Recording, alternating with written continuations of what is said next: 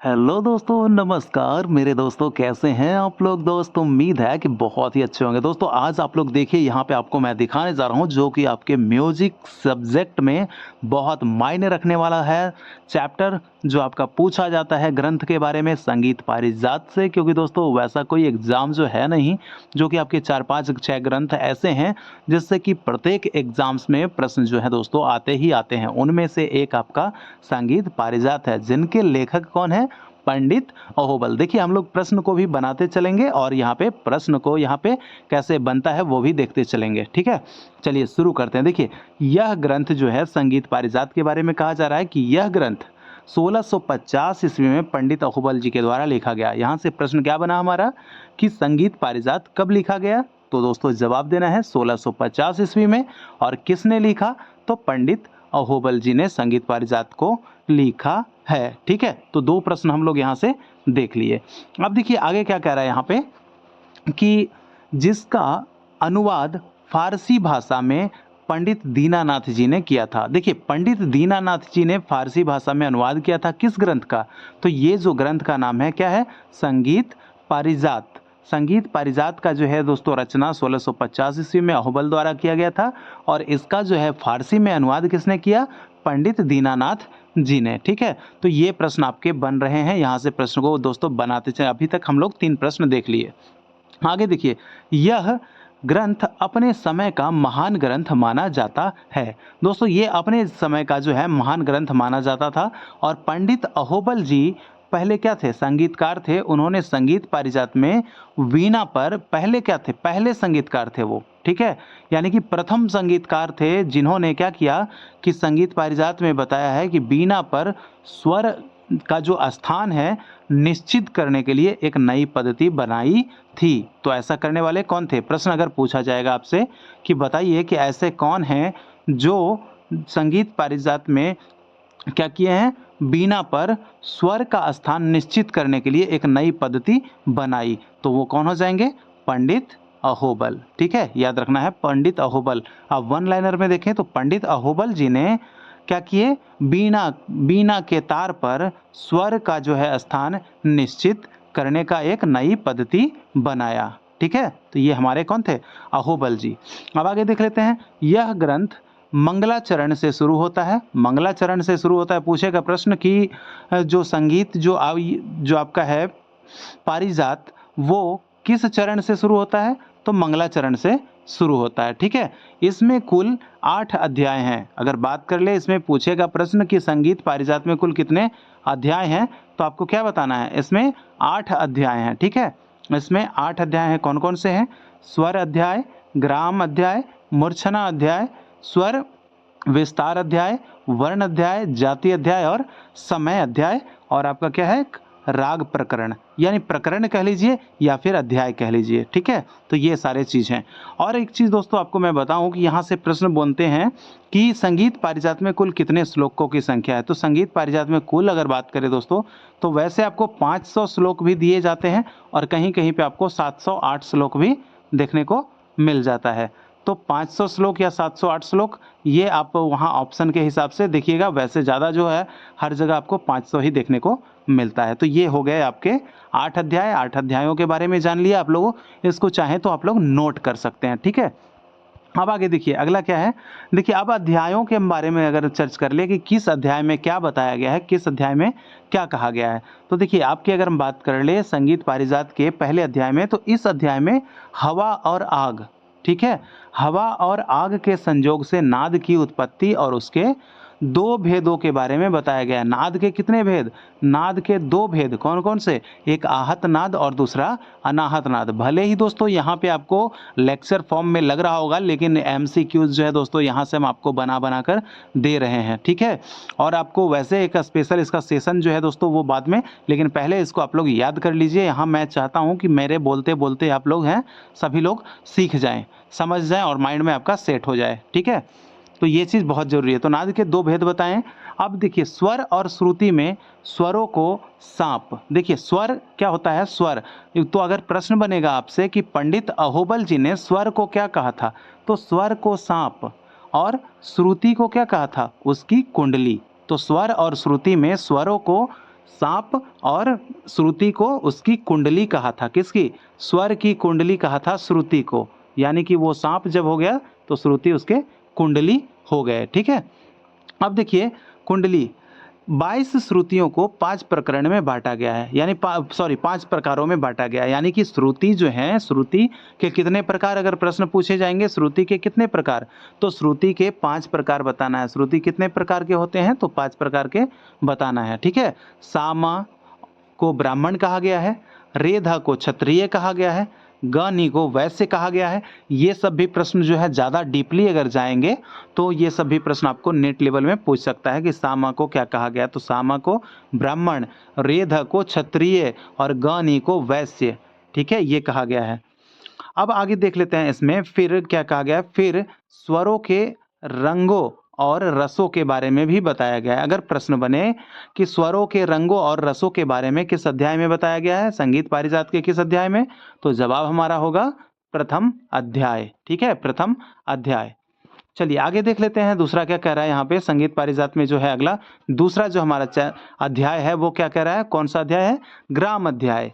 पंडित अहोबल जी ने अपने ग्रंथ संगीत पारिजात में लिखते हैं, क्या लिखे हैं उन्होंने, कि स्वरों का समूह ही ग्राम कहलाता है। देखिए अगर प्रश्न बने कि संगीत पारिजात के अनुसार ग्राम क्या है, तो स्वरों का समूह है। ग्राम क्या है, ग्राम स्वरों का समूह है। यहाँ से आप लोग को याद रखिएगा, क्योंकि यहाँ से 1 नंबर में आपका जो है पूछ दिया जाता है कि स्वरों का जो समूह है उसको क्या कहते हैं, तो उसको ग्राम कहते हैं। ग्राम क्या है, तो स्वरों का समूह है। ठीक है, तथा यह मूर्छना का आधार होता है। क्या, मूर्छना का आधार कौन होता है, मूर्छना का आधार ग्राम होता है, और ग्राम क्या है, स्वरों का समूह है। दोस्तों ध्यान देते चलिएगा। अगला प्रश्न है, पंडित अहोबल जी भी 3 ग्राम मानते हैं। पंडित अहोबल जी भी कितने ग्राम, 3 ग्राम मानते हैं। कौन कौन से, षडज ग्राम, मध्यम ग्राम और गांधार ग्राम। तो ग्रामों की संख्या कितनी निकल गई, ग्रामों की संख्या 3। पंडित जी ने तीनों ग्रामों में से षडज ग्राम को उत्तम मानते हैं। यानी कि अगर प्रश्न बने कि पंडित अहोबल जी ने सबसे उत्तम ग्राम यानी श्रेष्ठ ग्राम किसे माना है, तो आपको जवाब देना है षडज ग्राम को माना है। दोस्तों ये सारे के सारे एमसीक्यूज हैं, आप लोग ध्यान दीजिएगा, सारे एमसीक्यूज है। अभी और 8वां अध्याय है, सभी के बारे में आपको मुझे बताना है, तो आप बने रहिए अंत तक और बहुत अच्छे से आप लोग सीखिए, यही मैं चाहता हूँ। राग देखिए, अब क्या है कि राग 2 ग्रामों यानी कि षडज ग्राम और मध्यम ग्राम पर ही आश्रित है। इन्होंने ऐसा कहा, संगीत पारिजात में अहोबल जी ने कहा कि राग जो है वो क्या है, 2 ग्रामों पर ही आश्रित है। ये कौन कौन से, षडज ग्राम और मध्यम ग्राम पर ही आश्रित है। भले ही ग्राम 3 है, लेकिन आश्रित कितने पर है, केवल 2 पर। गांधार ग्राम के बारे में उन्होंने कहा है कि वह क्या है, स्वर्गलोक में ही निवास करता है। ठीक है, वो मातृलोक पर नहीं है, यानी कि उन्होंने भी विलुप्त ग्राम बताया है। चलिए अब देख लेते हैं तीसरा अध्याय, उसमें क्या कह रहा है संगीत पारिजात के तीसरे अध्याय में। यहाँ कह रहा है कि यह तीसरा अध्याय क्या है, इसका नाम मूर्छना अध्याय। ठीक है, तीसरे अध्याय का नाम मूर्छना अध्याय। और मूर्छना अध्याय के बारे में पंडित अहोबल जी ने बताया है कि जब ग्राम के स्वरों का आरोह अवरोह किया जाता है तो उसे मूर्छना कहते हैं। देखिए मूर्छना क्या होता है दोस्तों, यहाँ पे ध्यान दीजिएगा, मूर्छना किसे कहते हैं, तो जब ग्राम के स्वरों का आरोह और अवरोह किया जाता है तो उसे मूर्छना कहते हैं। अगर प्रश्न बन जाए कि जब ग्राम के स्वरों को आरोह अवरोह किया जाता है तो उसे क्या कहते हैं, तो उसे मूर्छना कहते हैं। ठीक है, मूर्छना ग्राम पर आश्रित होती है। मूर्छना प्रश्न बने मूर्छना किस पर आश्रित होती है, तो बताना है मूर्छना ग्राम पर आश्रित होती है। उस समय 2 ग्राम ही प्रचार में थे। कौन कौन से, एक षडज ग्राम और दूसरा मध्यम ग्राम जो मैंने बताया। और प्रत्येक ग्राम को 7-7 मूर्छनाएं होती है। प्रत्येक ग्राम से कितनी मूर्छनाएं बनती है, ये भी प्रश्न पूछे जाते हैं। तो प्रत्येक ग्राम से 7 मूर्छनाएं बनती है। भले ही कुल मूर्छनाओं की संख्या 21 मानी हो, लेकिन ग्राम की चर्चा 2 ही करते हैं, क्योंकि 3 ग्राम है तो तीनों से कितने, 7-7-7 21 मूर्छना बने। ठीक है, अहोबल जी ने केवल षडज ग्राम की मूर्छनाओं का वर्णन किया है। और ये क्या बताते हैं अहोबल जी, इन्होंने केवल 7 ही मूर्छना का वर्णन किया है, बाकी किसी का वर्णन नहीं किया है। ठीक है, बाकी किसी का वर्णन नहीं किया है। मध्यम और गांधार ग्राम की मूर्छनाओं को बिल्कुल छोड़ दिया है। याद रखिएगा, अगर प्रश्न बने ऑब्जेक्टिव कि अहोबल जी ने किस ग्राम की मूर्छनाओं का वर्णन किया है? तो क्या आंसर देना है? केवल षडज ग्राम, ठीक है? केवल षडज ग्राम। चलिए अब आगे देख लेते हैं। अगला जो हमारा है चौथा है, वो क्या है? संगीत पारिजात के जो चौथे अध्याय है उसका नाम है स्वर विस्तार अध्याय। स्वर विस्तार अध्याय, चौथे अध्याय को भी याद कर लीजिएगा। हो सकता है अगर प्रश्न बन जाए, हाई क्वालिटी में अगर एग्जाम को टफ करना हो, तो एग्जाम अगर बन जाए प्रश्न ऐसा कि स्वर विस्तार अध्याय संगीत पारिजात का कौन सा अध्याय है, तो चौथा, तीसरा, पांचवा, तो ये भी याद रख लीजिएगा, ठीक है? देखिए इसमें कहता है कि इस अध्याय में पंडित जी स्वर की परिभाषा के बारे में बताया है। पंडित जी ने स्वर की परिभाषा के बारे में बताया। अगर प्रश्न बनेगा कि स्वर की परिभाषा के बारे में संगीत पारिजात के किस अध्याय में वर्णन है, तो बताना है चौथे अध्याय में वर्णन है और इसका नाम क्या है? स्वर विस्तार अध्याय है, ठीक है? जो अपने आप ही सुनने वाले को चित्त को आकर्षित कर देता है। चित्त क्या होता है? यानी कि जो मन होता है, जो अंतरात्मा होती है, उसको क्या करता है? आकर्षित करता है। वो क्या कहलाता है? स्वर कहलाता है। जो अपने आप पर बताया है कि जो अपने आप ही सुनने वाले को चित्त को आकर्षित करे, वो क्या कहलाते हैं? स्वर कहलाते हैं। यानी कि वो बहुत मीठा होना चाहिए, बहुत मधुर होना चाहिए। यानी कि जिससे कि क्या अंतरात्मा जो हो जाए, क्या तृप्त हो जाए, चित्त को सुख मिले। यह जो है 7 स्वर इस प्रकार हैं। तो आपके पता चल गए कि 7 स्वर उन्होंने बताया है कौन-कौन से? एक है आपका षडज ग्राम, ये सॉरी माफ़ कीजिएगा, षडज है, ऋषभ है, गांधार है, मध्यम है, पंचम है, धैवत और निषाद। ये 7 ग्राम है। सा, रे, ग, म, प, ध, नि, सा, ठीक है? ये आपके 7 क्या हैं? स्वर हैं। और पंडित जी स्वरों के 2 भेद मानते हैं। कौन-कौन से? एक आपके शुद्ध मानते हैं और दूसरे विकृत मानते हैं। अगर हिंदुस्तानी संगीत पद्धति की बात कर लें तो कुल स्वर अभी कितने हैं? 12 स्वर हैं कुल। कुल कितने? 12 स्वर हैं, जिसमें कि 7 शुद्ध और कितने? 5 विकृत। तो यही 2 प्रकार मानते हैं, 2 भेद मानते हैं, एक शुद्ध वाला और एक आपका विकृत वाला, ठीक है? तो ये आपके हो गए। अब देखिए यहाँ क्या है, मानते हैं 2 प्रकार के। इसके बाद 7 स्वरों के संयोग से कितना? ये आपके 4220 4220 स्वर समूहों के रचना के बारे में बताया। अगर प्रश्न बने कि 7 स्वरों के संयोग से कितने स्वर समूहों की रचना हो सकती है, तो जवाब क्या देना है दोस्तों? 4220 स्वर समूहों की रचना हो सकती है। किसके द्वारा? तो संगीत पारिजात के द्वारा यह बताया गया है। किनके द्वारा? तो अहोबल जी के द्वारा यह बताया गया है। चलिए अब देख लेते हैं 5वें अध्याय में। 5वां अध्याय क्या है? 5वां है वर्ण अध्याय। इसमें क्या बताया है? इस अध्याय में पंडित अहोबल जी ने बताया है कि गायन की क्रिया को वर्ण कहते हैं।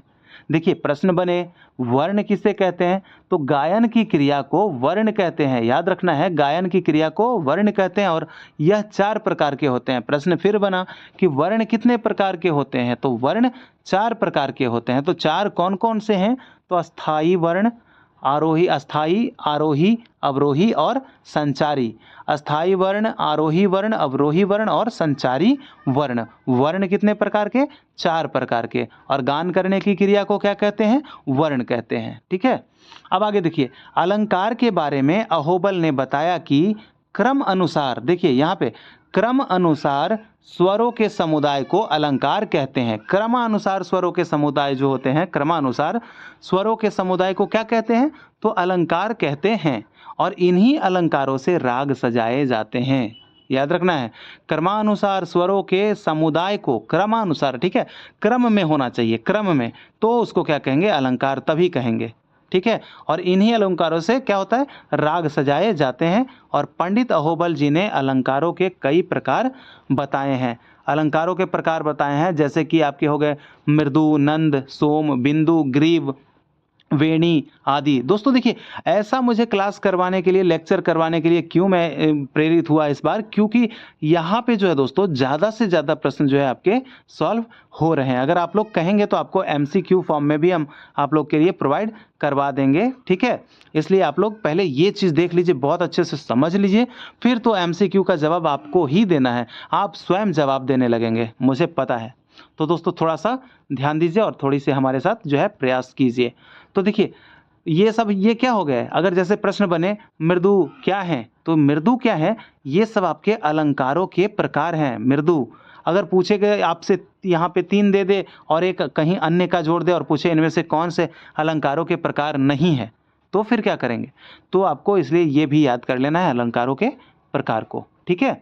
चलिए, अब देखिए यहाँ पे अगर बात करें जो वर्ण 4 प्रकार के थे, तो इन्होंने कितने टोटल जो है 56 अलंकार बताए हैं। अलंकारों की संख्या कितनी बताई है?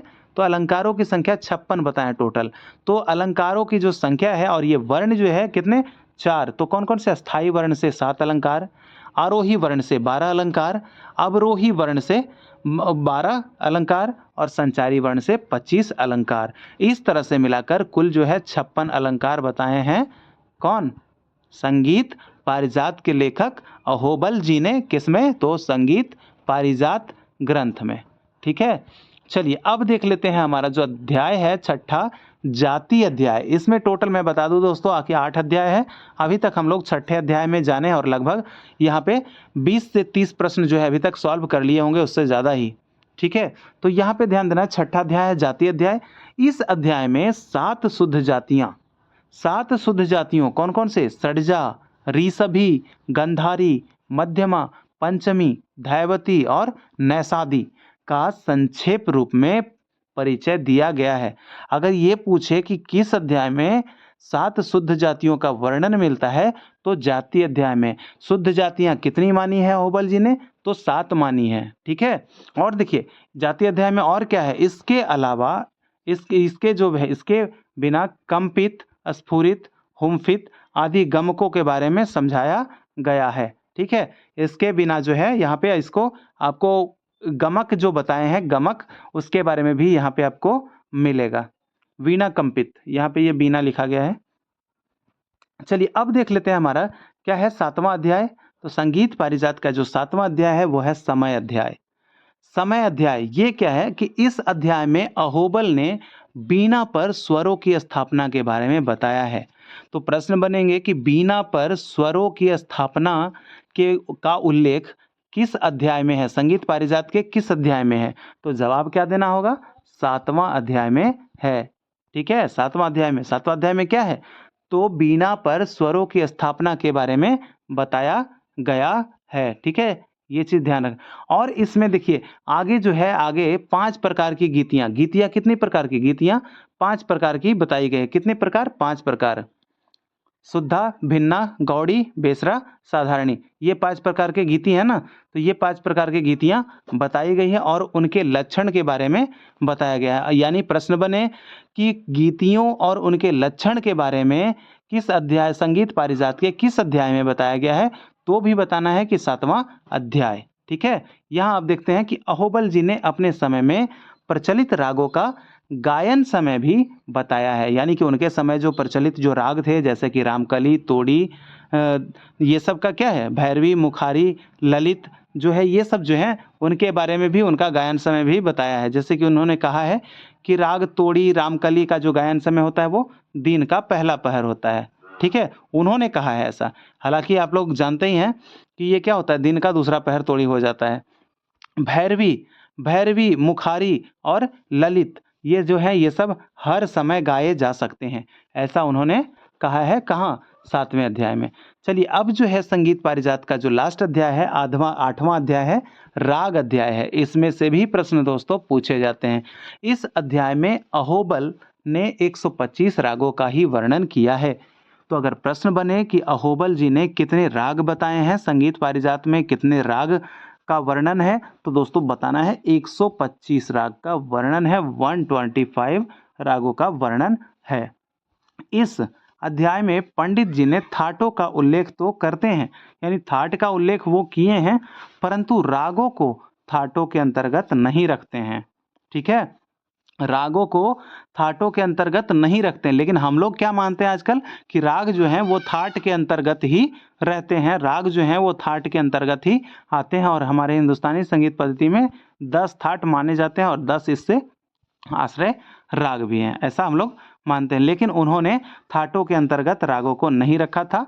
और इसके बिना पंडित जी आरोही, अवरोही, ग्रह, अंश, मूर्छना आदि का उल्लेख भी करते हैं। कहाँ?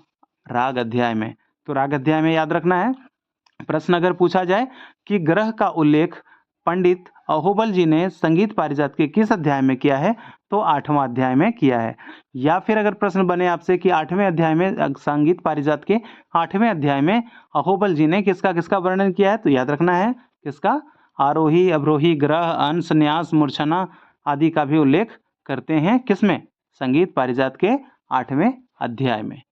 तो दोस्तों ये थे आपके महत्वपूर्ण जो कि प्रश्न बहुत सारे यहाँ से बने दोस्तों, आप लोग जैसा कि देख रहे हैं बहुत सारे प्रश्नों को मैंने सॉल्व करवाया है और बहुत ही इंपॉर्टेंट जो कि आपके एग्जाम के दृष्टिकोण से जो है बहुत ज़्यादा मायने रखता है। अगर आप लोग को चाहिए एमसीक्यूज तो फिर मुझे फटाफट कमेंट कर दीजिएगा, मैं आप लोगों को इसका एमसीक्यूज भी करवा दूंगा। लेकिन पहले आपको याद कर लेना है ये खुद से, ताकि एमसीक्यूज जो है आप खुद से ही आप उसको जो है आंसर दे पाएँ, ठीक है? इसीलिए पहले इसको याद कीजिए, फिर से मैं जब एमसीक्यूज लाऊंगा तो बस याद करके आप ही को जवाब देना है दोस्तों, ठीक है? तो कमेंट कीजिए मुझे फटाफट कि दोस्तों आज का यह सेशन आप लोगों को कैसा लगा है, और फिर से आप लोगों से मिलेंगे नए प्रश्नों के साथ, कुछ नए चीज़ों के साथ अगले सेशन में। जब तक के लिए अगर आपने चैनल को सब्सक्राइब करके नहीं रखा है तो चैनल को सब्सक्राइब करके नोटिफिकेशन कॉल पे सेट कर लीजिए। और दोस्तों नए सेशन का थोड़ा सा इंतज़ार कीजिए, और पिछले जितने भी सारे सेशन मैंने करवाए हैं सबको एक बार ज़रूर आप लोग अवश्य देख लीजिए, क्योंकि दोस्तों अभी बीपीएससी टीआरई 3 और 4 दोनों जो है लगा हुआ है, ठीक है? 3 का तो एग्ज़ाम होने वाला है, 4 भी अगस्त में एग्ज़ाम होगा ही। तो दोस्तों आप लोग अपनी तैयारी को जो है बहुत ज़्यादा जो है बड़ी वाली पंख लगा दीजिए, ठीक है? तो मिलते हैं दोस्तों अगले सेशन में, जब तक के लिए इजाज़त चाहते हैं। जय हिंद, जय भारत।